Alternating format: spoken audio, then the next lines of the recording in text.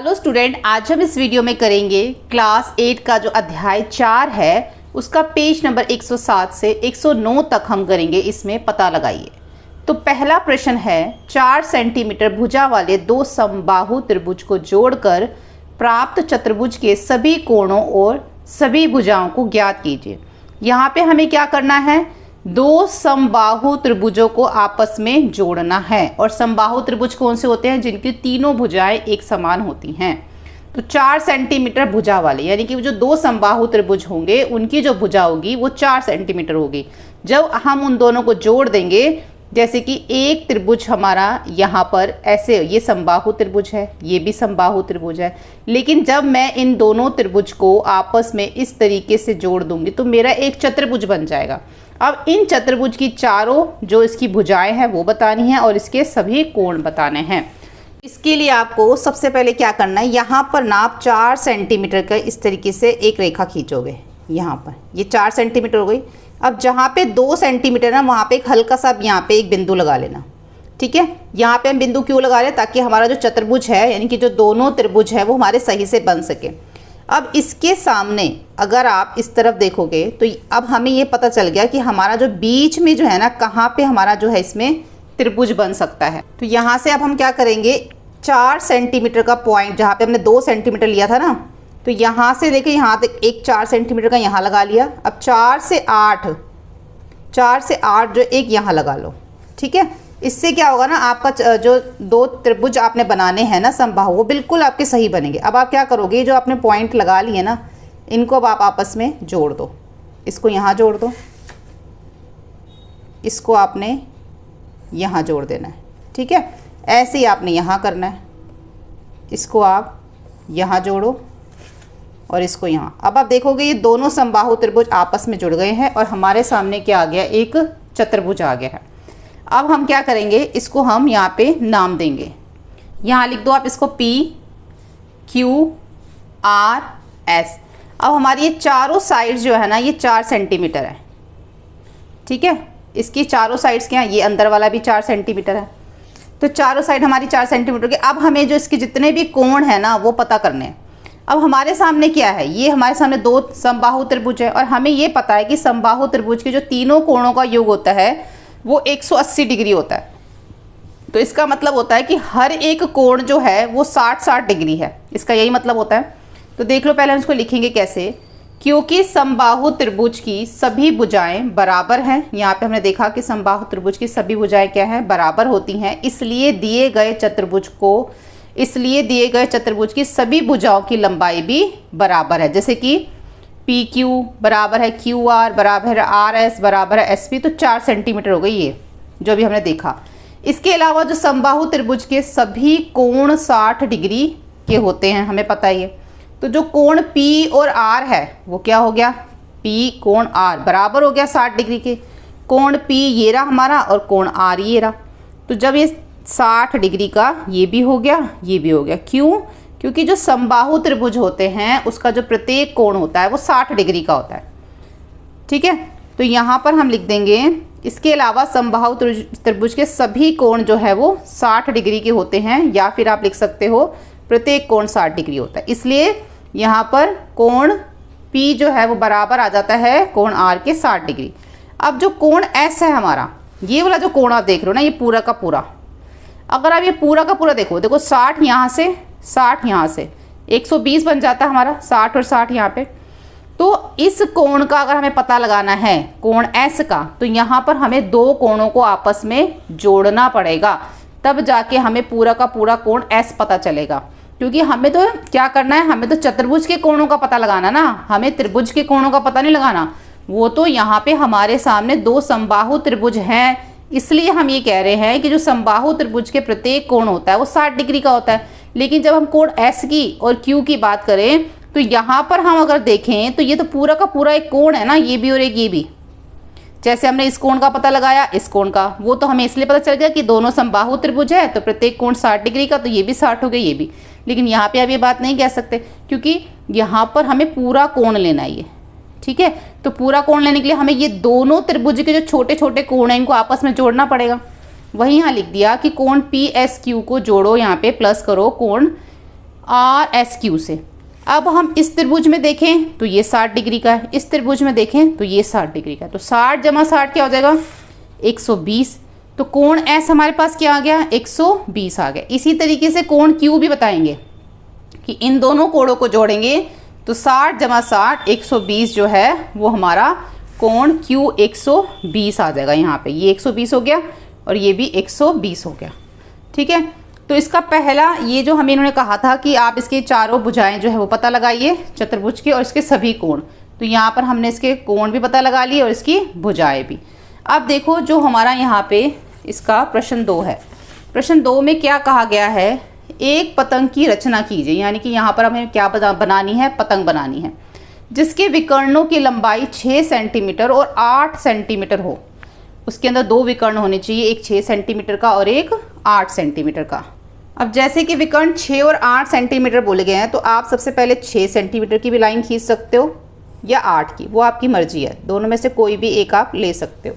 इसको आप नाम दे दो AC, A और C, ये हो गया हमारा 6 सेंटीमीटर। अब पतंग जो होती है वो हमारी किस तरीके की बनी होती है, ऐसे बनी होती है, तो यहाँ पे भी हमें ऐसे बनानी है। तो इसके लिए हमें क्या करना पड़ेगा, इसको हमें जो है वो समद्विभाजित करना पड़ेगा। समद्विभाजित आपको पता कैसे करते हैं, आधे से ज़्यादा प्रकार खोलते हैं, एक चाप ऊपर लगाते हैं एक चाप नीचे लगाते हैं ना, आधे से ज़्यादा खोल के एक ऊपर एक नीचे, ऐसे ही सेम यहाँ से भी करोगे, एक ऊपर एक नीचे। तो इनको क्या करेंगे, आपस में मिला देंगे। तो इसको हमने क्या करा, इस तरीके से हमारा आपस में हमने इसको मिला दिया। ठीक है, अब क्या करना है, हमें दूसरा विकर्ण हमारा है 8 सेंटीमीटर, तो इसका मतलब अब हमें 4 सेंटीमीटर की प्रकार जो है वो खोलनी पड़ेगी और एक चाप ऊपर लगाएंगे एक चाप नीचे लगाएंगे। जो हमें ये बीच में ये पॉइंट मिल गया ना, ये मिड पॉइंट मिल गया। समद्विभाजित करने से क्या होता है कि हमें एक मिड पॉइंट मिल जाता है और उसको नाम दे देंगे हम O। ठीक है, अब O से क्या करोगे, एक चाप ऊपर लगाओगे एक चाप नीचे लगाओगे। अब क्या हो गया, 4 सेंटीमीटर ऊपर हो गया 4 नीचे हो गया, तो मिला के कितना हो गया 8 सेंटीमीटर हो गया। अब ये जो हमने ऊपर चाप लगाई है इसको क्या करोगे, इसको जो है इसके साथ ऐसे जोड़ दोगे तो आपकी जो है पतंग की एक शेप बन जाएगी। ठीक है, इस तरीके से आपने इसको इसके साथ इसको जोड़ देना है। ठीक है, अब यहाँ पे जो है एक को नाम दे दो, यहाँ पर ये हमारा AC है तो एक को हम नाम दे देंगे यहाँ पे D और एक को नाम दे देंगे ऊपर यहाँ पे B। तो ABCD क्या बन गई हमारी, एक यहाँ पे पतंग बन गई। यानी कि एक को आपने यहाँ से जोड़ दिया, एक को आपने यहाँ से जोड़ दिया, इसको इसके साथ इसको इसके साथ। ठीक है, जो चाप हमने लगाई थी 4 सेंटीमीटर की यहाँ और 4 सेंटीमीटर की हमने यहाँ लगाई थी, कहाँ से लगाई थी, ये जो हमारा मिड पॉइंट है यहाँ से हमने लगाई थी।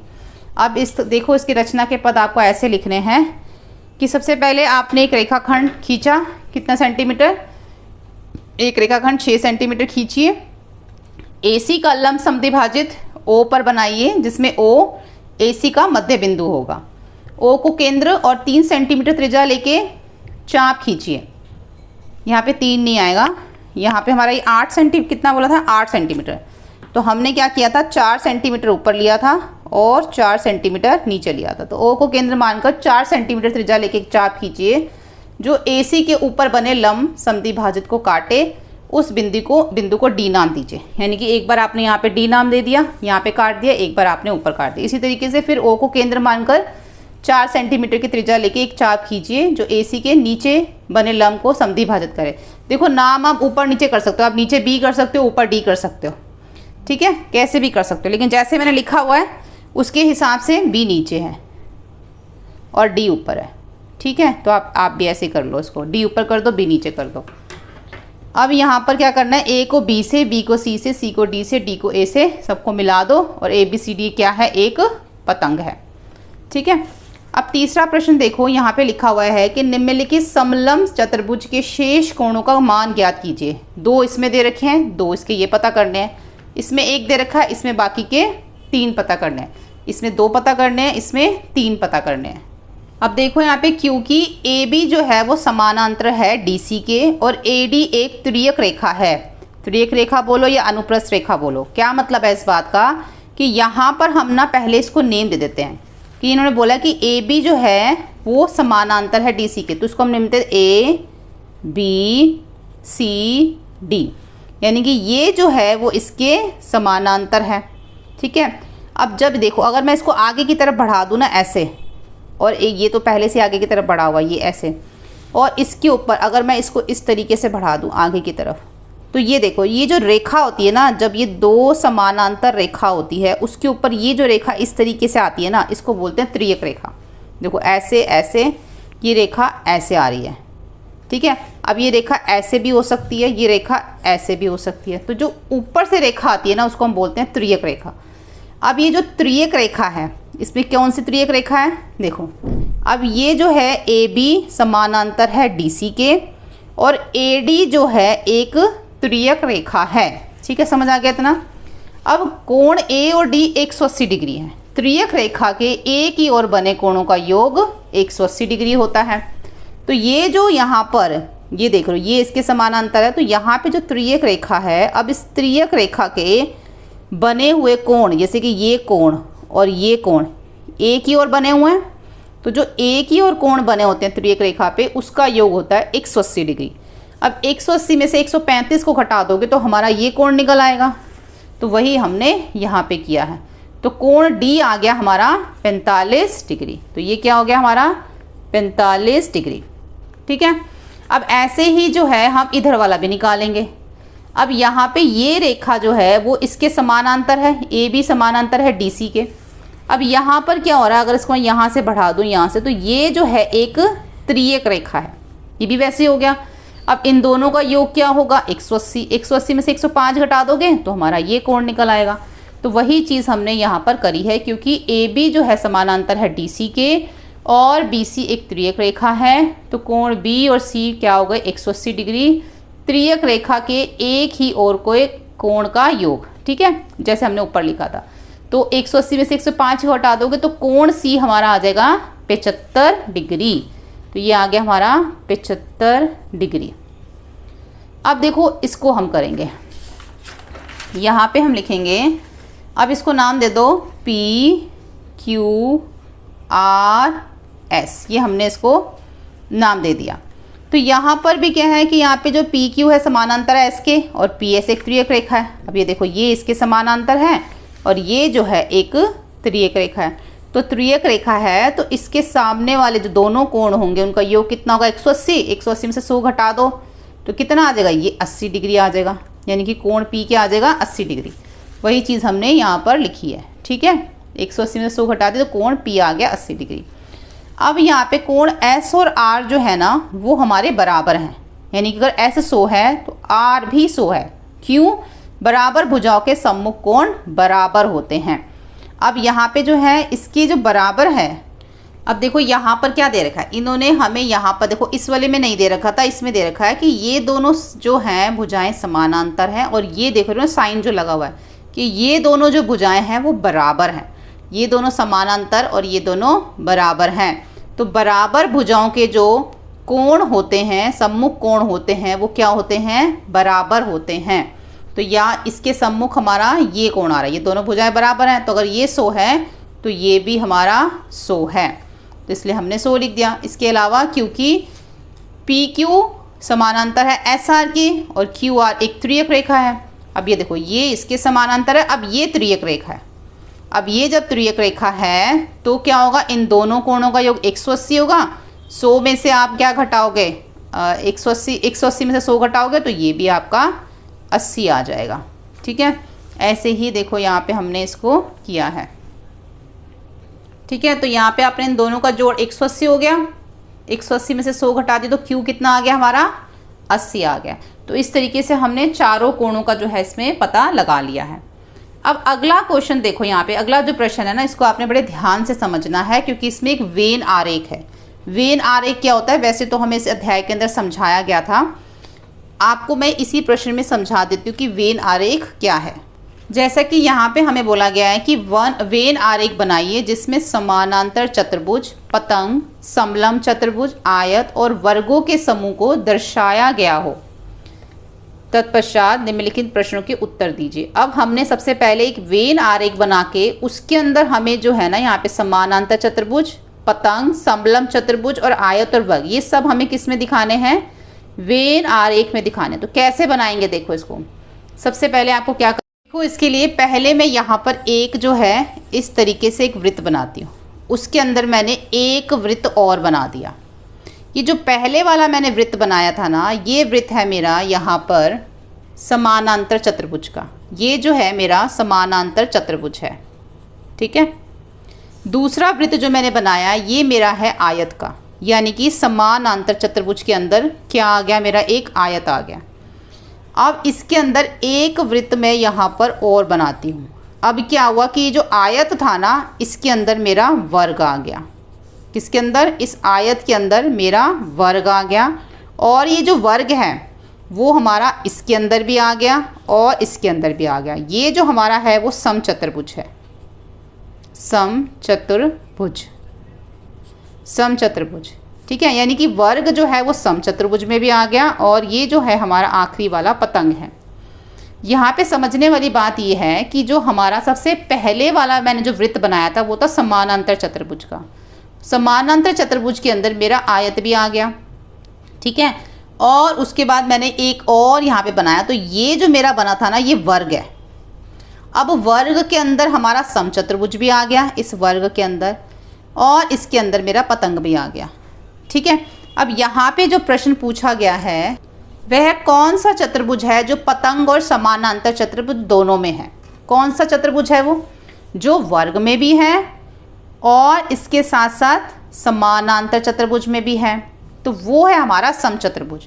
देखो ये वाला जो आप देख रहे हो ना, ये वाला जो मैंने वृत्त बनाया था बाहर वाला, ये मेरा समचतुर्भुज का ही था, जिसमें आयत भी आ गई, ठीक है। अब इसके अंदर मेरा समचतुर्भुज भी आ गया। तो उन्होंने पूछा ऐसा कौन सा चतुर्भुज है जो पतंग और समानांतर चतुर्भुज दोनों में आता है? वो है हमारा समचतुर्भुज। क्योंकि ये वाला जो आप देख रहे हो ना, ये जो मैंने एक ये सर्कल बनाया था जिसके अंदर वर्ग, समचतुर्भुज और पतंग तीनों आ रहे हैं, तो वो चतुर्भुज कौन सा है? मेरा समचतुर्भुज है, जो कि मेरा समानांतर चतुर्भुज में भी आ रहा है और इधर से देखूं तो मेरा वो पतंग में भी आ रहा है। उसके बाद इसके सामने आप लिखोगे समचतुर्भुज। उसके बाद आ जाता है क्या ऐसा कोई चतुर्भुज हो सकता है जो एक पतंग और आयत दोनों हो? बिल्कुल हो सकता है। एक ऐसा चतुर्भुज जो पतंग भी हो आयत भी, यानी कि वो हमारा वर्ग है। क्योंकि ये देखो वर्ग जो है वो मेरा इस आयत के अंदर भी आ रहा है ना, यहाँ पे जो आयत का सर्कल था इसमें भी आ रहा है, और ये जो वर्ग है वो मेरा पतंग में भी आ रहा है, ठीक है। तो हम यहाँ पे लिखेंगे वर्ग। तो वो कौन सा चतुर्भुज हो गया जो पतंग और आयत दोनों में आ रहा है? वो है हमारा यहाँ पे वर्ग। हम यहाँ पे इसको ये नहीं कह सकते ना कि समचतुर्भुज भी आयत में आ रहा है और पतंग में आ रहा है, नहीं, क्योंकि समचतुर्भुज तो आयत में आ ही नहीं रहा। उसके बाद है क्या प्रत्येक पतंग एक समचतुर्भुज है? यदि नहीं तो इन दो प्रकार के चतुर्भुज के मध्य का संबंध क्या है? तो यहाँ पे जो प्रत्येक पतंग है ना वो समचतुर्भुज नहीं है। तो आप ये लिखोगे नहीं, प्रत्येक पतंग एक समचतुर्भुज नहीं होती, क्योंकि पतंग की केवल आसन भुजाएं बराबर होती हैं, जबकि समचतुर्भुज की चारों भुजाएं बराबर होती हैं। अगर हम यहाँ पे पतंग की बात करें तो पतंग हमारी इस तरीके से बनती है, ठीक है। अब पतंग में क्या होता है कि ये जो भुजा है वो इस भुजा के बराबर है और ये जो भुजा है वो इसके बराबर है, क्योंकि ये इसकी आसन भुजा है, ये इसकी आसन भुजा है। लेकिन अगर हम यहाँ पे समचतुर्भुज की बात करें, अब समचतुर्भुज में क्या होता है कि समचतुर्भुज के अंदर जो चारों भुजाएं होती हैं वो बराबर होती हैं। अगर मान लो मैं यहाँ पे इसको भी इसी तरीके से बना देती हूँ, ठीक है, ये मैंने समचतुर्भुज भी ऐसे बना दिया। अब इसमें क्या है, ये चारों भुजाएं बराबर हैं। तो यहाँ पर अगर देखा जाए कि इसमें तो आसन भुजाएं बराबर हैं, इसमें चारों भुजाएं बराबर हैं, तो फिर कौन सी स्थिति में, ऐसी कौन सी स्थिति है कि जहाँ पर इनके बीच में कोई संबंध है? संबंध ये है कि प्रत्येक जो समचतुर्भुज एक पतंग होता है, जितने भी आप देखो, मतलब कि कहने का है कि जो समचतुर्भुज है वो एक पतंग होता है। जो पतंग होती है वो समचतुर्भुज नहीं होती, लेकिन एक जो समचतुर्भुज है एक पतंग होता है, क्योंकि समचतुर्भुज में भी आसन भुजाओं के जोड़ बराबर होते हैं। अब देखो कैसे, हम ये कह रहे हैं कि ये चारों भुजाएं बराबर है, तो कहने का मतलब तो ये भी हो गया ना कि ये इसके बराबर है और ये इसके बराबर है। तो ऐसा तो पतंग में भी होता है, ये इसके बराबर है, ये इसके बराबर है, तो हम ये एक संबंध इसके अंदर कह सकते हैं। वैसे अगर हम कहें तो पतंग जो है वो समचतुर्भुज नहीं होते। ठीक है। अब प्रश्न 5 देखो, यदि PAIR और RODS, यहाँ पर आपको दो आयत दिख रहे हैं, इसके अंदर जो कोण IOD है ना, ये वाला कोण IOD, ये वाला जो कोण है ना, हमें ये ज्ञात करना है। ठीक है, बहुत आसान है, कुछ मुश्किल नहीं है। उससे पहले आप एक चीज़ देखो, यहाँ पे हमें एक त्रिभुज भी दे रखा है, ये दे रखा है ना त्रिभुज, और हमें पता है कि त्रिभुज के तीनों कोणों का योग कितना होता है, 180 डिग्री होता है। तो यहाँ पर जो ये कोण दे रखा है ना, ये वाला, ये कितने डिग्री का है, 90 डिग्री का दिख रहा है आपको, तो यानी कि 90 और 30 दोनों को यहाँ पे जोड़ देंगे, 120 हो गया। अब 180 में से जब 20 को घटाओगे यहाँ पर, तो हमारा ये वाला कोण आ जाएगा। ठीक है, तो हमें क्या करना है, पहले हमें ये कोण पता करना है, फिर हम ये कोण भी पता कर लेंगे। अगर आप ध्यान से देखो तो ये हमारा जो नीचे वाला, ये वाला जो आयत बन रहा है, ये वाला पूरा ये जो आयत बन, तो यहाँ पर ये वाला कोण भी तो 90 डिग्री का बन रहा है ना। तो हम क्या करेंगे, हम सिर्फ ये वाला कोण पता करेंगे और 90 में से इसको घटा देंगे तो ये वाला कोण भी आ जाएगा। ठीक है, कोई कन्फ्यूज़न तो नहीं हो रही ना आपको। मैंने क्या बोला है यहाँ पर, देखो दोबारा बताती हूँ, एक एक करके समझो। हमें ये वाला कोण पता करना है। अब ये हमारे सामने एक त्रिभुज है, त्रिभुज के तीनों कोणों का योग 180 होता है। हमें पता है कि ये 90 है, तो 90 और 30 को जोड़ देंगे, 180 में से घटा देंगे, तो हमारा ये कोण आ जाएगा। पहले हम यहाँ तक करते हैं, देख लो यहाँ पे हमने क्या लिखा कि सबसे पहले त्रिभुज RIO लिया, तो कोण IRO plus IOR plus RIO सबको जोड़ा, तीनों को योग 180 आ गया। हमारे पास एक ही कोण है ये, और ये है हमारा 90 डिग्री है। जैसे अभी आपको मैंने बताया, दोनों को जोड़ेंगे, 180 में से घटा देंगे, तो कोण IOR कितना आ गया, 60 डिग्री हमारा ये वाला कोण आ गया। अब हम ये वाला आयत देखें, ये वाला, ये जो आयत आपको दिख रहा है, ये वाला आयत, इस वाली आयत को देखो, इस वाली आयत को। ठीक है, ये जो आयत है अब आपके सामने, इस आयत के अंदर ये वाला जो कोण है, ये 90 डिग्री का है ना, ये 90 डिग्री का कोण है। तो अगर 90 डिग्री का, तो ये तो 60 है, तो ये क्या होगा, 30 होगा। 90 में से 60 घटा देंगे तो ये 30 आ जाएगा।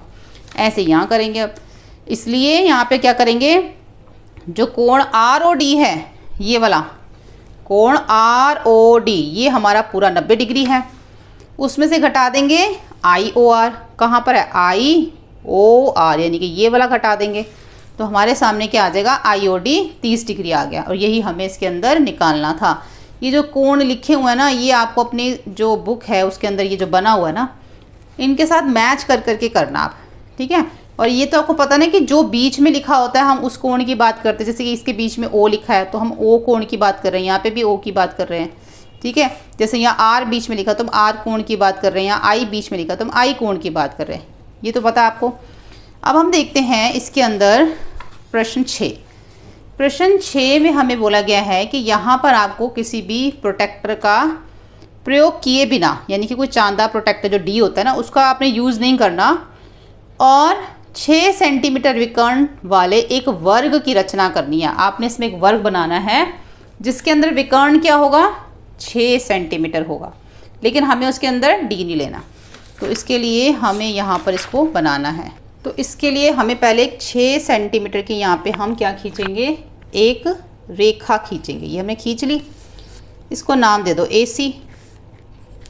अब क्या करेंगे, जैसे हमेशा करते हैं कि हम क्या करेंगे, इसका जो है समद्विभाजित कर देंगे, लंब समद्विभाजित।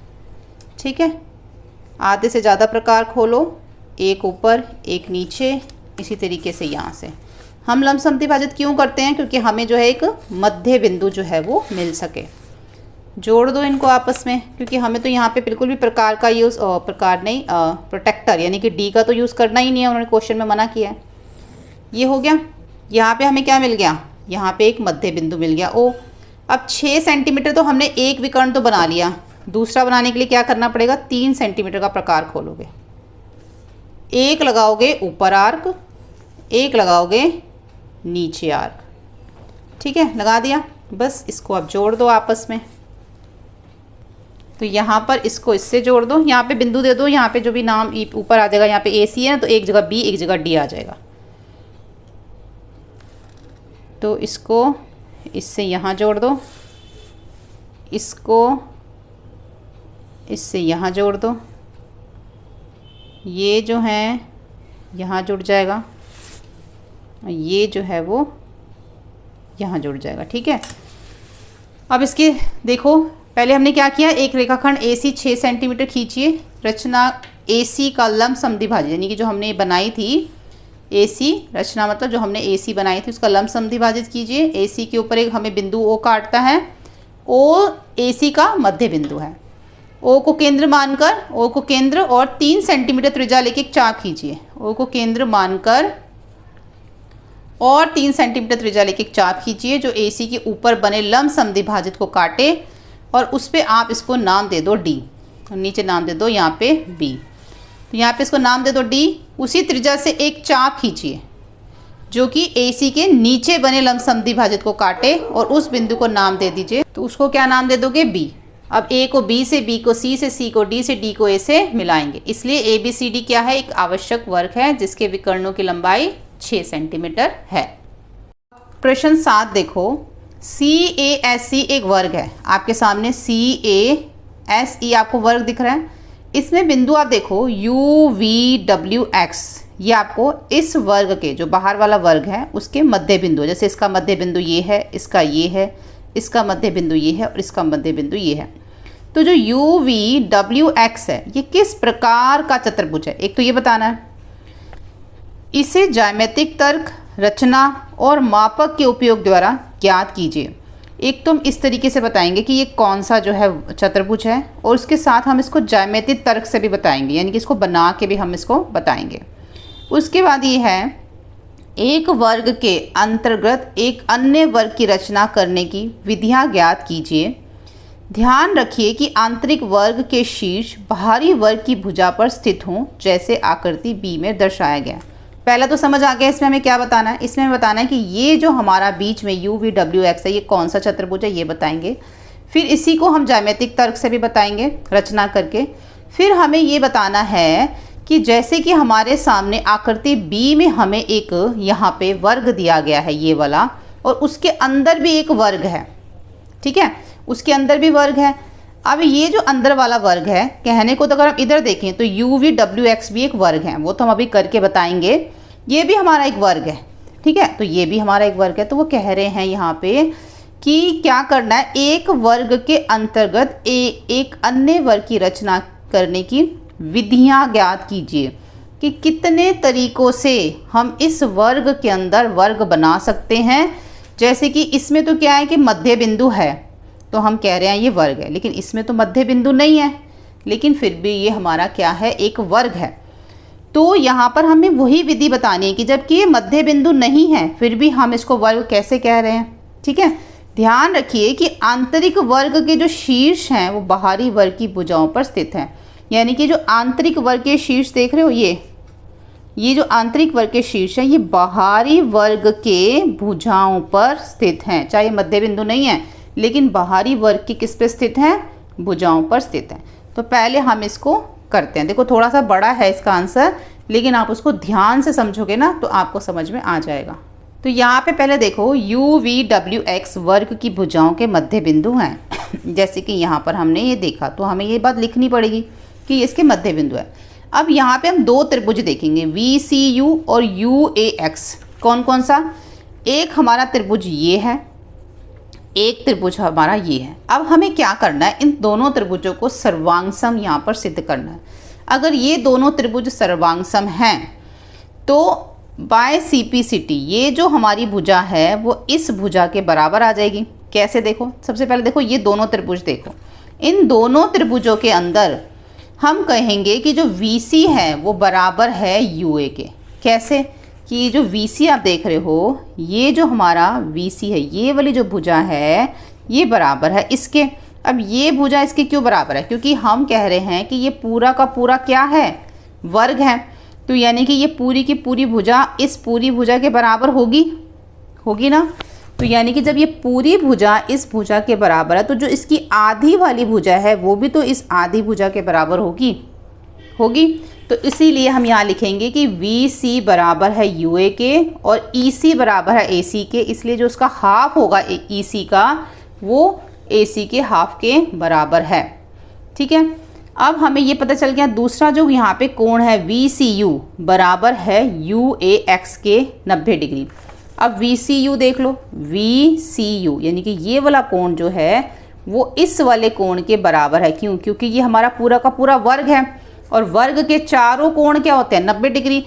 तो ये भी 90 डिग्री है और ये भी 90 डिग्री है, तो ये दोनों कोण हमारे क्या हैं 90 डिग्री हैं। उसके बाद आ जाता है कि जो CU है वो बराबर है AX के।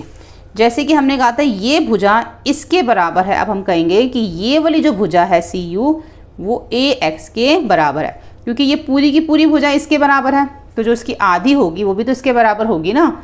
तो वही चीज़ हमने यहाँ पर लिख दी। अब उसके बाद अब इससे हमें ये पता चल जाता है कि साइड एंगल साइड से दो साइड बराबर हैं, ये साइड इसके बराबर है, ये साइड इसके बराबर, ये कोण इसके बराबर है। तो साइड एंगल साइड से दोनों त्रिभुज हमारे यहाँ पर सर्वांग सिद्ध हो जाते हैं। अब देखो यहाँ पे क्या लिखा है कि जो VU है वो बराबर है UX के। क्यों? सर्वांग त्रिभुज के संगत भुजाएं। अब ये दोनों जो त्रिभुज हैं सर्वांग है और ये इसकी क्या है संगत भुजाएं हैं, तो ये भी बराबर हो गई। तो जब भी सर्वांग त्रिभुज होता है जो उसकी संगत भुजाएं होती हैं वो भी बराबर होती हैं। इसी प्रकार UV बराबर है XW के और VU बराबर है WV के। तो जब चारों भुजाएं बराबर आ गई तो ये हमारा जो है इसलिए चतुर्भुज UVWX की चारों भुजाएं क्या हो गई यहाँ पर अब बराबर हो गई। UVWX जब ये भुजा इस भुजा के बराबर है तो ये भुजा इसके बराबर भी होगी, ये भुजा जो है वो इसके बराबर भी होगी। अब चारों भुजाएं बराबर हो गई इसकी, वो हमने इसके यहाँ पर लिख दिए। अब हम इसके चारों कोण भी अगर हमारे 90 डिग्री आ जाते हैं तो फिर हमें पता चल जाएगा कि ये कौन सा चतुर्भुज है। अभी तो हमें ये पता चला कि चारों भुजाएं बराबर हैं। अब यहाँ पे त्रिभुज VCU में जो VC है बराबर है CU के, यानी कि VC बराबर है किसके CU के। हमने ये त्रिभुज ले लिए फिर से। अब इसके अंदर जो VC और जो CU है बराबर है, इसलिए जो कोण 2 है वो कोण 1 के बराबर है। अब यहाँ पर हमें क्या कहना पड़ेगा कि ये जो है ना ये हमारा कोण 1 है, ये हमारा कोण 2 है, ये हमारा कोण 3 है और ये हमारा कोण 4 है। ठीक है, तो यहाँ पर जो है क्या कहा गया है कि कोण 2 जो है वो कोण 1 के बराबर है, यानी कि ये दोनों कोण आपस में बराबर हैं। तो जो हमारे ये दोनों कोण आपस में बराबर क्यों हैं उसका कारण हम लिखेंगे, एक त्रिभुज में बराबर भुजाओं के विपरीत कोण भी बराबर होते हैं। ठीक है, जब एक ये कोण है, ये जो हमारा त्रिभुज है इसकी भुजाएं आपस में बराबर हैं, तो जब इसकी भुजाएं आपस में बराबर है तो इसकी जो सामने वाले कोण होते हैं यानी कि जो विपरीत कोण होते हैं वो भी हमारे बराबर होते हैं। इसलिए कोण 2 और 1 आपस में क्या है बराबर हैं। अब हमें ये भी पता है कि जो त्रिभुज के तीनों कोणों का योग 180 डिग्री होता है। ये तो हमें पता है 90 है, ये हमें नहीं पता, तो हमें यहाँ पे ये निकालना पड़ेगा। तो उसके लिए हम लिखेंगे कोण 1 जमा कोण 2 जमा कोण C 180। अब कोण 2 और 1 को हमने यहाँ बराबर कहा था तो कोण 2 की जगह कोण 1 लिख सकते हैं हम यहाँ पे। C हमारा 90 डिग्री है तो 180 हो गया। अब 1 और 1 कोण को जमा करोगे तो 2 कोण 1 2 कोण हो गए ना यहाँ पे। अब 180 माइनस 90 तो 90 आ गया। ये इसके साथ गुणा हो रहा है, इधर आके इसके साथ भाग हो गया, काटा तो 45 डिग्री, जिससे हमें ये पता चल गया कि कोण 1 और कोण 2 क्या हैं 45 डिग्री हैं। तो ये कोण 1 और कोण 2 कितने डिग्री के हो गए 45 डिग्री के, ये हो गया 45। इसी तरीके से ये जो कोण U और कोण X है ये भी क्या हो गए हमारे 45 डिग्री के हो गए। इसी प्रकार कोण 3 और 4 भी कितने डिग्री के हो गए 45 डिग्री के हो गए यहाँ पे। अब देखो यहाँ पे सबसे इम्पॉर्टेंट चीज़, अब हमें ये तो पता चल गया ये भी 45 है, ये भी 45 है। अब हमें पता करना है ये वाला कोण। अगर हमें ये कोण पता चल जाए तो जितने डिग्री का ये होगा उतना ही ये होगा, उतना ही ये होगा और उतना ही ये होगा, तो हमें चारों कोण पता चल जाएंगे। अभी तो हमें पता है इसकी चारों भुजाएं बराबर हैं, जैसे मैं निकाला था। अगर चारों कोण भी बराबर हैं तो फिर हम बता सकते हैं ये कौन सा चतुर्भुज है।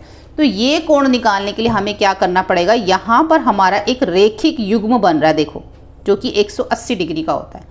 तो ये 45 है, ये 45 है, दोनों को जोड़ दो और 180 में से घटा दो, तो ये वाला कौन सा आ जाएगा हमारा 90 डिग्री।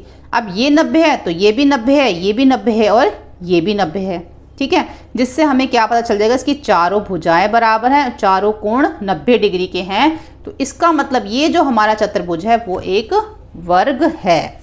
अब इसी को हमने यहाँ लिख दिया कि जो कोण 2 है 45 है, और जो हमें बीच वाला कोण है वो पता करना है, और कोण 3 भी 45 है।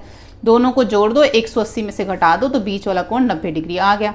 इसी प्रकार अब हमारा जो कोण UXW है, XWV है और WVU है, यानी कि ये वाले तीनों कोण, ये भी कितने डिग्री के हो गए, 90 डिग्री के हो गए। तो चतुर्भुज UVWX के चारों भुजाएं बराबर हैं और चारों कोण 90 डिग्री के हैं, तो इसलिए ये हमारा क्या हो गया, एक वर्ग हो गया। ये तो हमने इसके अंदर बता दी कि ये वर्ग है। अब इन्होंने क्या कहा था कि इसे ज्यामिति, तर्क, रचना और मापन के उपयोग द्वारा ज्ञात कीजिए। अब इसी चीज़ को हमें ज्यामिति से भी बताना है। उसके लिए आपको क्या करना पड़ेगा, आप अपनी मर्जी से 6 सेंटीमीटर, 8 सेंटीमीटर या 4 सेंटीमीटर की कोई भी एक रेखा यहाँ पर खींच लो। जैसे कि यहाँ पे मैं ले लेती हूँ 6 सेंटीमीटर, यहाँ ले लेती हूँ, ठीक है। तो मैंने ये ले लिया 6 सेंटीमीटर। अब हमारा जो उसका नाम है क्या है, CASE, ये नाम है ना, तो उसी के हिसाब से हम इसका जो है नाम रखेंगे। लेकिन उससे पहले एक यहाँ पर और एक यहाँ पर हमें 90 डिग्री का कोण बनाना है। तो यहाँ पे आप D से जो है प्रोटेक्टर से एक यहाँ पे 90 डिग्री बना दोगे, एक यहाँ पर 90 डिग्री बना दोगे, ठीक है। अब आप क्या करोगे, इस तरीके से यहाँ पर इसको, एक यहाँ पर हो गया, एक जो है हमारा ये यहाँ पर हो गया। अब हमें क्या करना है कि हमारा क्या है, ये वर्ग है, तो हमारी चारों भुजाएं बराबर हैं। तो अगर ये 6 सेंटीमीटर है तो बाकी के भी हमारे क्या होंगे, इसमें 6 सेंटीमीटर। तो हमें क्या करना पड़ेगा, यहाँ पे 6 सेंटीमीटर की एक प्रकार खोल के आपको एक आर्क लगानी पड़ेगी यहाँ पे, ठीक है। यहाँ से आप लगाओगे 6 सेंटीमीटर, यहाँ से आपने लगा दी 6 सेंटीमीटर। अब आपने यहाँ पे जो इसको आर्क लगा दी है, तो हम क्या करेंगे, इसको आपस में जोड़ देंगे। तो ये हमारा यहाँ पर इस तरीके से हमारा क्या बन गया, एक वर्ग बन गया। अब हमें क्या करना है, हमें इसके मध्य बिंदु लेने हैं। तो 6 सेंटीमीटर है ना, तो इसका आधा ले लो, 3 सेंटीमीटर, ठीक है। और यहाँ पे क्या करेंगे, आर्क लगाएंगे। यहाँ से एक आर्क लगाओगे 3, यहाँ से एक आर्क लगाओगे, पहले यहाँ से लगाया आपने 3, अब यहाँ से लगाओगे 3। इसी तरीके से यहाँ से भी आपकी एक लगेगी 3 और एक यहाँ से लगेगी 3। तो अब आपको ये मिल गए मध्य बिंदु। अब इन मध्य बिंदु को आपस में क्या करोगे, आप जोड़ दोगे। तो यहाँ पर हम क्या करेंगे, इनको आपस में ऐसे जोड़ेंगे।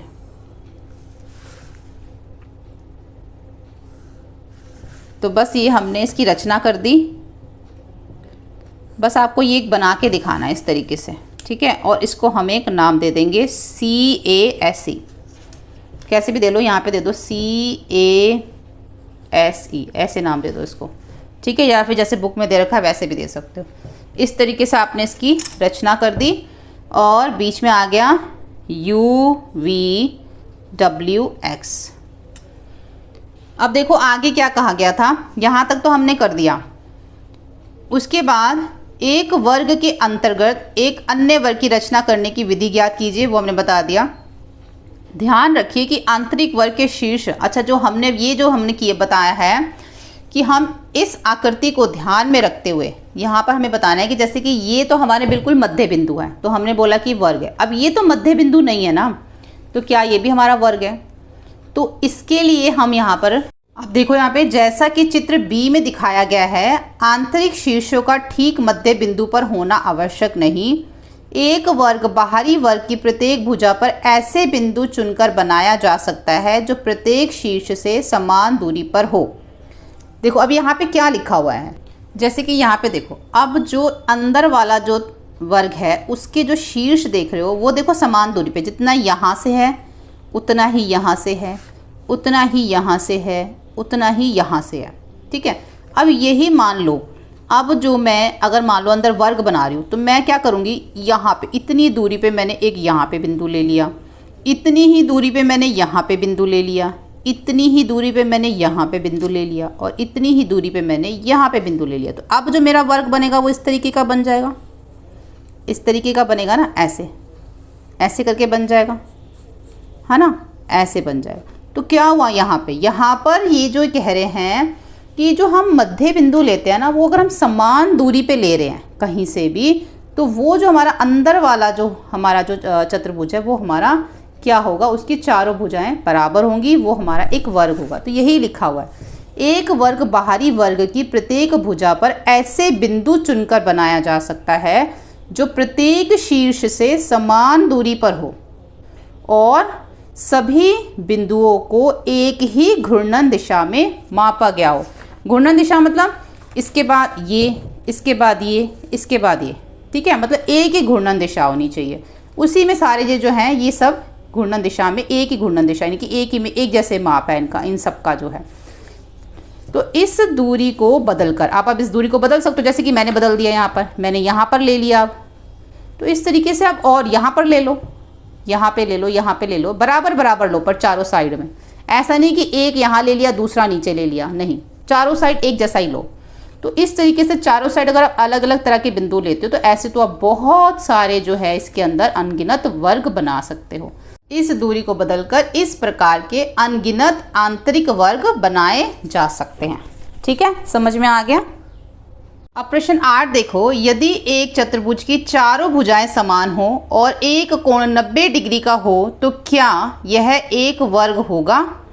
ज्यामितीय तर्क, रचना और मापक के उपयोग द्वारा उत्तर ज्ञात कीजिए। सबसे पहले तो उन्होंने बोला है कि एक चतुर्भुज है, उसकी चारों भुजाएं समान हो और उसके अंदर एक कोण हो 90 डिग्री का, तो क्या हम उसे वर्ग कह सकते हैं कि वो वर्ग है?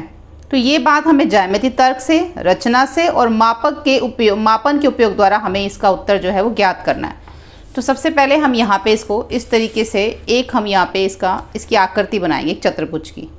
ठीक है, और साथ में लिखेंगे, मान लीजिए कि ABCD एक चतुर्भुज है। ज्यामिति से भी अब हम इसको करेंगे, लेकिन पहले इसको ऐसे समझो कि ABCD एक चतुर्भुज है और हमें कहा गया है कि इस चतुर्भुज की चारों भुजाएं जो हैं वो समान हैं और एक कोण 90 डिग्री है, तो वो एक कोण हमने A ले लिया। ठीक है, अब बीच में हमने B को D से यहाँ पे मिला दिया, B को D से मिलाइए। अब B को D से मिलाने से क्या हुआ कि हमारे सामने दो त्रिभुज आ गए। अब हमें ये बताना है कि ये दोनों त्रिभुज जो है वो सर्वांगसम हैं। तो यहाँ पे अभी हम एक ही कोण लिखेंगे, ये कोण अभी हम यहाँ पे नहीं लिखेंगे। ठीक है, ये हम बाद में लिखेंगे।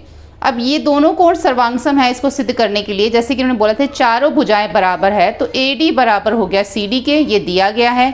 AB बराबर हो गया CB के, ये भी दिया गया है। और DB जो है इसका उभयनिष्ठ है, मतलब कि इन दोनों त्रिभुज के अंदर कॉमन है, जिसकी वजह से हमारे दोनों जो त्रिभुज हैं वो सर्वांगसम सिद्ध हो जाते हैं साइड के द्वारा। इसलिए अगर हमारा यहाँ पे कोण 90 डिग्री है A, तो C भी हमारा 90 डिग्री है। A कोण जो है वो C के बराबर है, दोनों 90 हैं। क्यों? क्योंकि जब दोनों त्रिभुज सर्वांगसम हैं तो उसकी जो बाकी के हिस्से होते हैं ना वो भी हमारे बराबर हो जाते हैं। इसलिए हम यहाँ लिखेंगे सर्वांगसम त्रिभुजों के संगत कोण। अब ये दोनों त्रिभुज हमारे क्या हैं? सर्वांगसम है। तो इसके जो बाकी के हिस्से हैं, यानी कि बाकी के क्या हो गए? कोण हो गए, वो भी क्या हो गए? बराबर हो गए। अब हमें A और C तो पता चल गया, बाकी के हमें एक कोण, दो कोण, तीन और चार कोण, जिसको हमने अपनी तरफ से यहाँ पे नाम दे दिए, ये पता करेंगे। क्यों? क्योंकि कहा गया था कि इस चतुर्भुज में एक कोण 90 डिग्री है, तो क्या ये वर्ग है? तो हमें ये बताना पड़ेगा ना कि अगर ये 90 है तो इसके अगर बाकी सारे भी 90 डिग्री आ जाते हैं तो फिर ये वर्ग है। तो अभी तक तो हमारे पास दूसरा कोण भी 90 डिग्री आ गया। अब देखो त्रिभुज ADB लो, ये त्रिभुज लो पहले, इसमें कोण A और 2 दोनों बराबर हैं। क्यों? कि जो हमारे समान भुजाओं वाला त्रिभुज होता है उसके जो विपरीत कोण होते हैं वो क्या होते हैं? बराबर होते हैं। तो ये समान भुजा वाला है, इसके विपरीत कोण बराबर हो गए, तो कोण A और कोण 2 क्या हो गए? बराबर हो गए। तो यहाँ पे कोण A जमा कोण 2 जमा कोण A कितना हो गया? 180 डिग्री, क्योंकि त्रिभुज के तीनों कोणों का योग 180 डिग्री होता है। तो यहाँ पे अगर कोण A और कोण 2 अगर यहाँ पे बराबर हैं तो हम कोण 2 की जगह कोण 1 लिख सकते हैं यहाँ पे। फिर हम तो कोण 1 जमा कोण 1 कितना हो गया? 2 कोण 1 180 में से 90 घटा दो तो 90 डिग्री आ गया। तो 2 कोण 1 90, 90 को 2 से यहाँ पे गुणा हो रहा है, यहाँ के भाग हो गया 45 हो गया। कोण 1 45 और कोण 2 भी हमारा 45 निकल आया। तो ये दोनों कितने हो गए 45 45। इसी तरीके से कोण 3 और 4 भी क्या हो गया हमारा 45 और 45 डिग्री हो गया। सेम जिस तरीके से हमने ये किया, अगर हम इसका करेंगे तब भी हमारा ये 45 45 दोनों का जो है वो कोण आ जाएगा, कोण 3 और कोण 4। अब आगे यहाँ पे देखो कि हमें ये तो पता चल गया कि कोण 1 और कोण 2 45 है, 3 और 4 45 है। तो यहाँ पे हम लिखेंगे कोण 1 जमा कोण 2। अब हमें पूरा का पूरा बी बताना है ना, निकालना तो हमें पूरा का पूरा बी है और पूरा का पूरा डी है। जैसे सी हमने बताया कि 90 डिग्री है, ए 90 डिग्री है, तो बी और डी क्या है हमारे। तो एक हमारा कोण 1 45 था, 4 भी 45 है, दोनों को जोड़ दो तो बी आ गया 90 डिग्री।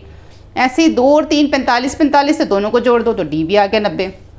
अब क्या हुआ इसमें कि चतुर्भुज ए बी सी डी की चारों भुजाएं समान हैं और चारों कोण भी 90 डिग्री है। तो अब हम कह सकते हैं, इसलिए यहाँ पे कह सकते हैं ए बी सी डी एक वर्ग है। ठीक है, तो इसके लिए सबसे पहले आपको इसकी ज्यामिति रचना करने के लिए कितने भी सेंटीमीटर आप अपनी मर्जी से ले सकते हो। जैसे कि मैं यहाँ पे ले लेती हूँ 5 सेंटीमीटर। ठीक है, तो यहाँ पे मैंने ले लिया इसको 5 सेंटीमीटर। अब आप इसको नेम दे दो यहाँ पर ए बी। ठीक है, अब इसके ऊपर आप क्या करोगे, एक 90 डिग्री का कोण यहाँ से बनाओगे जैसे कि हमने पहले भी बनाया था, और एक 90 डिग्री का कोण आप यहाँ से बनाओगे। ठीक है, अब आप क्या करोगे, यहाँ पर जो है ना आप इसकी एक इस तरीके से यहाँ पर एक ऐसे रेखा खींच दो ऐसे। अब हमें क्या करना है, अगर ये 5 सेंटीमीटर है ना तो हमें यहाँ से भी 5 सेंटीमीटर लेना है। ये 5 सेंटीमीटर ले लिया। एक आर्क आप यहाँ से लगाओ, एक आर्क यहाँ से लगाओ, एक आर्क यहाँ से लगाओ। ठीक है, सबको मिला दो तो बस आपका जो है ये यहाँ पर ये बन जाएगा। तो यहाँ पे हमारा ये वर्ग बन जाएगा और जिसकी चारों भुजाएं क्या होंगी, बराबर होंगी। 5 सेंटीमीटर हमने लिया है। आप कितने भी सेंटीमीटर यहाँ पर इसको ले सकते हो। ठीक है, अब यहाँ पे इसको नेम दे दो ए बी सी डी, और ये है हमारा 90 डिग्री, जैसे कि उन्होंने हमें प्रश्न में बोला था। ये हो गया 8वां प्रश्न। अब यहाँ पे हम देखते हैं 9वां प्रश्न। 9वें प्रश्न में क्या है, वह चतुर्भुज किस प्रकार का है जिसमें सम्मुख भुजाएं समान हों, अपने उत्तर का सत्यापन कीजिए। अब यहाँ पे संकेत दे रखा है कि एक विकर्ण बनाइए और सर्वांगसम त्रिभुजों की जांच कीजिए। तो सबसे पहले वह चतुर्भुज किस प्रकार का है जिसकी सम्मुख भुजाएं समान हो। तो यहाँ पे पहले हम वो चतुर्भुज बनाएंगे। हमने ये चतुर्भुज बना लिया। अब इसकी जो सम्मुख भुजाएं हैं यानी कि आमने सामने की भुजाएं क्या हैं, समान है, यानी कि ये इसके समान है, ये जो है वो इसके समान है।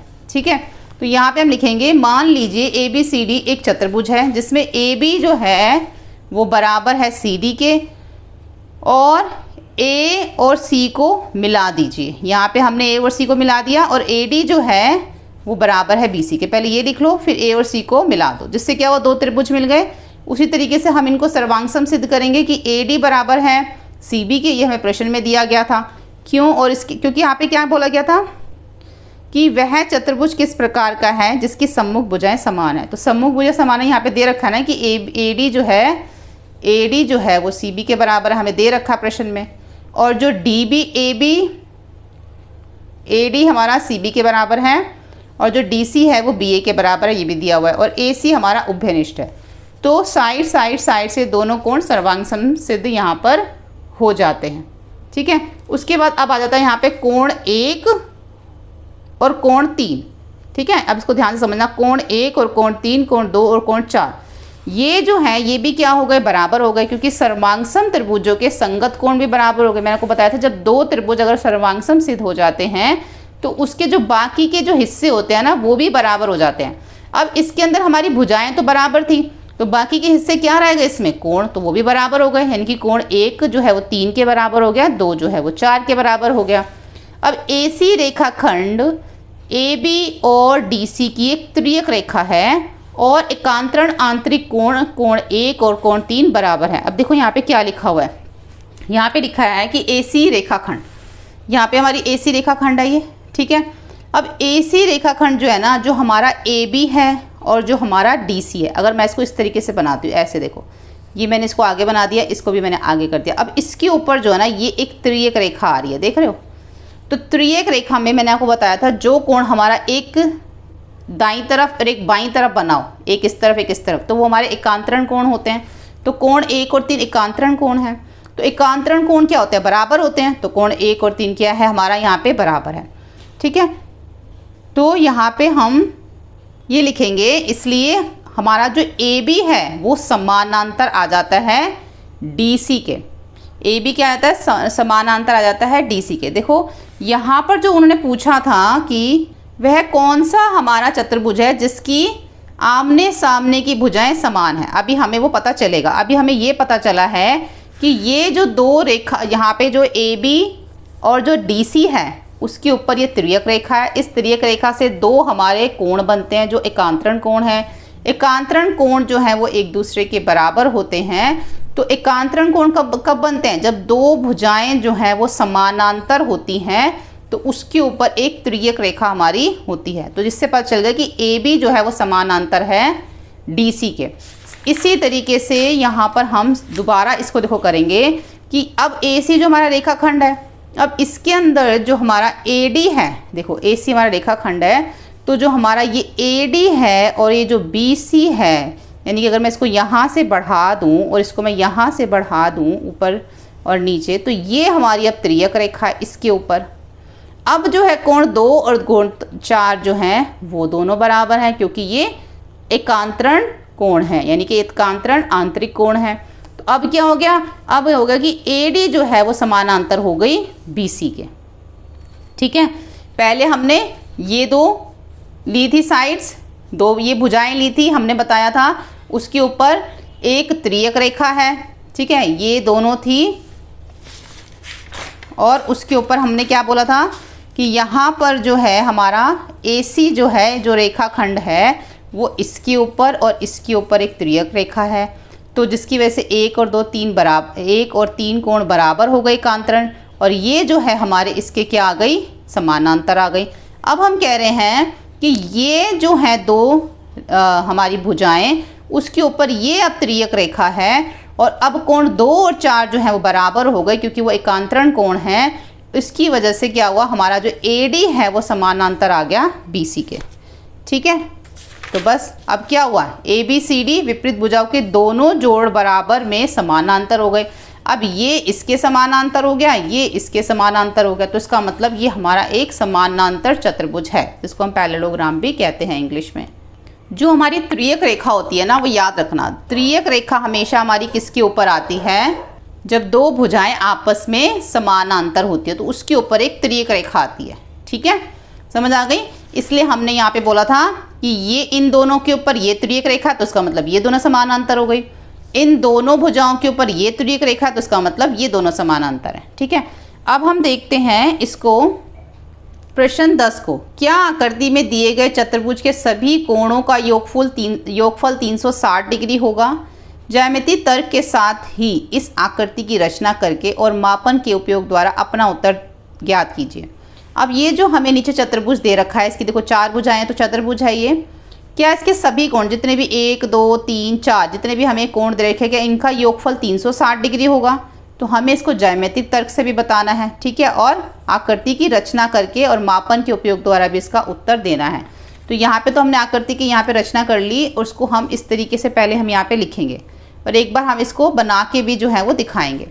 तो अब यहाँ पे देखो, जो हमारा B और D है इसको मिला दो, ठीक है, इसको मिला दो, जिससे हमारे कुछ कोण सामने आ जाएंगे। अब ये क्या हो गया? दो त्रिभुज हमारे सामने यहाँ पर आ गए। पहला है ABD, ठीक है। अब ABD में जो कोण A है, कोण 1 और कोण 2, ये तीनों को मिला के कितने हो गए? 180 डिग्री।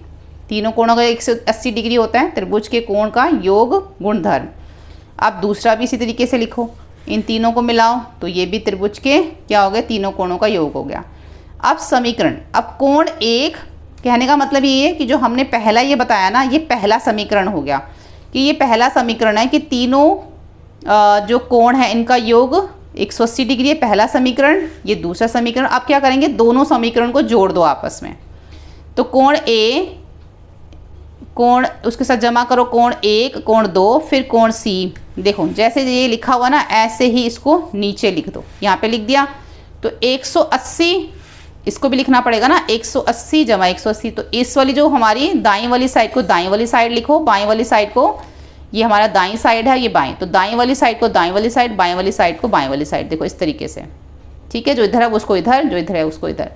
अब यहाँ पे ए आ गया, यहाँ पर हमारा, और यहाँ पर आ गया हमारा कोण 2 और कोण 3। यहाँ पर सी आ गया, कोण ए और कोण 4 आ गया यहाँ पर हमारा। अब कोण 2 और कोण 3 हमने एक साथ क्यों लिखा, क्योंकि जो हमारा बी है उसमें कोण 2 और 3 है, और जो डी है उसमें कोण 1 और 4 है। तो हमने इसको यहाँ पे ऐसे जोड़ के लिख दिया। तो ए का ए आ गया, 2 और 3 को जोड़ा तो बी हो गया, ये सी का सी, इन दोनों को जोड़ा तो डी हो गया, और 180 को 180 को जोड़ा तो 360। तो चारों मिला के क्या हो गए, 360 डिग्री। ये तो हमने कर दिया। अब आपको क्या करना है कि ये वाली जो आकृति है, ये वाली आकृति आपने साथ में बना के दिखानी, क्योंकि उन्होंने क्या बोला है कि ज्यामिति का मतलब कि उसको बना के भी दिखाओ। तो आपने ये आकृति साथ में बनानी है। उसके बाद अब हम देखते हैं यहाँ पे प्रश्न 11। प्रश्न 11 में जो है ना, हमें बताना है कि कौन सा सत्य है और कौन सा असत्य है। तो एक चतुर्भुज जिसके विकर्ण समान लंबाई के हों और एक दूसरे को समद्वि भाजित करते हों, वह निश्चित ही एक वर्ग होगा। ये असत्य है। देखो ये कह रहे हैं कि जो एक चतुर्भुज है उसके जो विकर्ण है एक दूसरे को समान लंबाई के हैं, कि दोनों की लंबाई समान है, और एक दूसरे को समद्वि भाजित भी करते हैं, तो क्या वो एक वर्ग है? ये है असत्य। एक आयत में भी समान लंबाई के विकर्ण होते हैं और वो भी एक दूसरे को समद्वि भाजित करते हैं, तो हम ये तो नहीं कह सकते कि वो वर्ग है, आयत भी तो हो सकता है वो। एक चतुर्भुज जिसके 3 कोण समकोण हैं, निश्चित ही एक आयत है। हाँ बिल्कुल एक आयत है। अगर किसी एक चतुर्भुज के 3 कोण अगर समयोग हैं, यानी कि 90 डिग्री के हैं, तो उसका चौथा कोण भी 90 डिग्री का ही होगा और वो एक आयत है, ठीक है। अगर इसकी जगह पे ये लिखा होता कि एक चतुर्भुज जिसके 3 कोणों का कोण समकोण है, निश्चित वह एक वर्ग है, तब भी आप इसको सत्य ही कहते हैं, क्योंकि वर्ग में भी तो यही होता है ना कि उसके जो हैं अगर 3 कोण 90 डिग्री के हैं तो वर्ग का चौथा कोण भी 90 डिग्री का होगा। ऐसे ही आयत में भी है, आयत भी क्या हमारा चतुर्भुज है और वर्ग भी क्या हमारा चतुर्भुज है, ठीक है। तो ये सत्य है। एक चतुर्भुज के चारों कोणों का योग 360 होता है। यदि 3 कोण 90 के हैं तो चौथा कोण भी 90 डिग्री का होगा। अब तीसरा है, एक चतुर्भुज जिसके विकर्ण परस्पर समद्वि भाजित करते हैं, निश्चित एक समानांतर चतुर्भुज है। एक चतुर्भुज जिसके विकर्ण क्या है, परस्पर एक दूसरे को समद्वि भाजित कर रहे हैं, वो एक समानांतर चतुर्भुज है, तो ये सत्य है। एक चतुर्भुज जिसके विकर्ण समद्वि भाजित करते हैं वह हमेशा एक समानांतर चतुर्भुज ही होता है। उसके बाद है, एक चतुर्भुज जिसके विकर्ण एक दूसरे को लंबवत हों, निश्चित ही वह समचतुर्भुज है। ये असत्य है। कारण है कि एक पतंग में भी लंबवत विकर्ण होते हैं। जैसे कि अगर हम समचतुर्भुज की बात करें जो हम इस तरीके से बनाते हैं, तो अगर ये इस तरीके से लंब समद्वि भाजित कर रहा है, लंबवत का है इसके ऊपर, है ना, तो ऐसा तो पतंग में भी होता है, पतंग में भी होता है ना ऐसा। तो ये क्या है, एक चतुर्भुज जिसके विकर्ण एक दूसरे पर लंबवत हो, निश्चित वो एक समचतुर्भुज है। अब ये क्या समचतुर्भुज है? नहीं, क्योंकि पतंग में भी ऐसा होता है, इसलिए ये असत्य है। एक चतुर्भुज जिसमें सम्मुख कोण समान है, निश्चित ही समानांतर चतुर्भुज है। एक चतुर्भुज है जिसके सम्मुख कोण यानी कि आमने सामने के जो कोण हैं वो क्या हैं, समान है, तो वो एक समानांतर चतुर्भुज है, क्योंकि प्रत्येक समानांतर चतुर्भुज के सम्मुख कोण जो है वो समान होते हैं। एक चतुर्भुज एक आयत होगा यदि इसका प्रत्येक कोण समान है, तो ये सत्य है। यदि एक चतुर्भुज के चारों कोण समान हैं तो इसका ये अर्थ हुआ कि चारों कोण 90 डिग्री के हैं, इसलिए वह एक चतुर्भुज एक आयत है। समद्विबाहु समलंब चतुर्भुज समानांतर चतुर्भुज होते हैं, ये असत्य है। एक समद्विबाहु समलंब चतुर्भुज के में समानांतर भुजाओं का एक जोड़ा होता है, जबकि एक समानांतर चतुर्भुज में समानांतर भुजाओं के 2 जोड़े होते हैं। देखो यहाँ पे, जैसे कि मैं यहाँ पे एक समानांतर चतुर्भुज पहले बनाती हूँ इस तरीके से, ठीक है, ये मैंने बनाया समानांतर चतुर्भुज। एक मैंने यहाँ बना दिया समद्विबाहु समलंब चतुर्भुज। तो ये समद्विबाहु समलंब चतुर्भुज कुछ इस तरीके से मैंने यहाँ पर इसको बना दिया। अब जो ये समद्विबाहु समलंब चतुर्भुज है, इसके जो ये भुजा है वो क्या है, इसके समानांतर है। ये भुजा जो है इसके बराबर है। लेकिन समानांतर चतुर्भुज में क्या होता है, ये भुजा जो है इसके समानांतर है और ये भुजा जो है वो इसके समानांतर है। तो जो समानांतर चतुर्भुज होता है उसमें आमने सामने की भुजाएं क्या होती हैं, समानांतर होती है। जबकि समद्विबाहु समलंब में हमारा सिर्फ एक ही जोड़ा होता है जो कि एक दूसरे के समानांतर होता है। इसमें दो जोड़े होते हैं जो कि एक दूसरे के समानांतर होते हैं। इसलिए हम ये नहीं कह सकते कि समद्विबाहु समलंब त्रिभुज समानांतर चतुर्भुज होते हैं, इसलिए ये हमारा असत्य है। ठीक है, तो यहाँ पर हमारा जो है ये पूरा कंप्लीट हो जाता है हमारा ये पूरा अध्याय। अगली वीडियो में आप आगे के इसके चैप्टर देख सकते हैं। तो आप हमारे चैनल को जो है वो सब्सक्राइब कर लीजिए और इन वीडियोस को अपने फ्रेंड के साथ शेयर कीजिए और बेल आइकन पे प्रेस कीजिए ताकि सभी वीडियो के नोटिफिकेशन आपको मिलते रहे। Thank you.